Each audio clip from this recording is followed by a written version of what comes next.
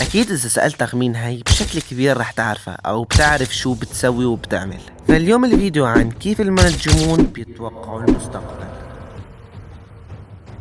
السلام عليكم ورحمة الله وبركاته أصدقائي، معكم أحمد، وفكرة فيديو اليوم مثل ما قلت لكم بالمقدمة. ليلى عبد اللطيف لبنانية من مواليد 1958 وعمرها 65 سنة، ولكن نحن مو هون قصتنا نحن عن كيف تتوقع كل هالتوقعات بشكل جدا دقيق وصحيح. ومن أشهر التوقعات اللي توقعوها هي زلزال تركيا وسوريا واللي خلف أكثر من 50 ألف شهيد.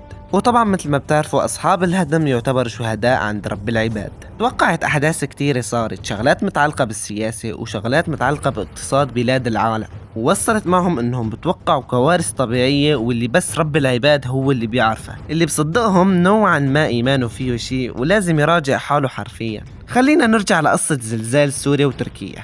في عام 2017 طلع دكتور اسمه محمد العصيري، عضو في اتحاد العربي للعلوم والفضاء، وأصدر دراسة خطيرة مستعجلة للمناطق اللي صابت الزلزال، وحكى فيها انه بده يصير زلزال بهي المناطق من 2017 لحد 2023، وهن عرفوه عن طريق حركة الكون وحركة الأرض في صفائح وطاقات، وهدول الشغلات الفلكية توقعوها انه رح تصير زلزال بهدول المناطق. وطبعا كلنا ما دققنا بهذا الخبر عن طريق العلم، ونحن اخذنا هذا الحكي من ليلى عبد اللطيف وغيرها كثير من الناس توقعت هذا الزلزال. طيب خلينا نرجع للدراسة اللي عملها الدكتور محمد العصيري، وشو مكتوب بالدراسة اللي عرضها. وكان مكتوب فيها كلام للمناطق اللي بده يصير فيها الزلزال، وكان مكتوب فيها تدعيم الأبنية الضعيفة وهدم الأبنية الغير مقاومة للزلازل. طبعا الدكتور محمد حدد المدة بين 2017 ل 2023 ودقق بشكل كبير على 2023. وما احكي لك شو صار بيوم الاثنين 6/2/2023 على الساعة 4:15 وبهذا الوقت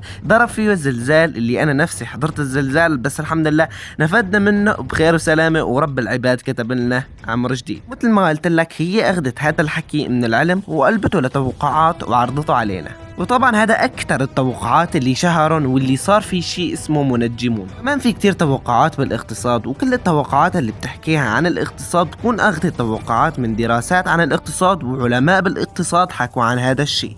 وبرجع بقول لك انه هدول التوقعات هن بجيبوها بتكون من العلماء ودراسات بتكون صادرة من علماء بهذا المجال.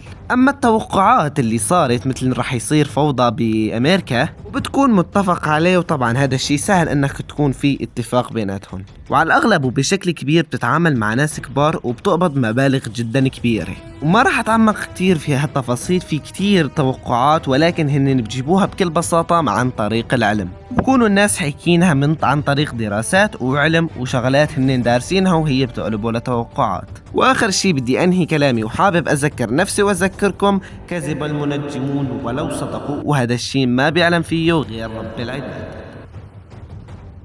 واي حدا بصدق هدول الناس لازم يكون يراجع حاله حرفيا ويراجع ايمانه، وبدي منكم لا تصدقوا اي حدا بيطلع على السوشيال ميديا. فبس هذا كان الفيديو اليوم، يعطيكم الف عافية على المشاهدة، وشكرا جدا لكم من القلب على المشاهدة. وبس كان معكم احمد، بشوفكم في فيديو جديد اخوان، سلام.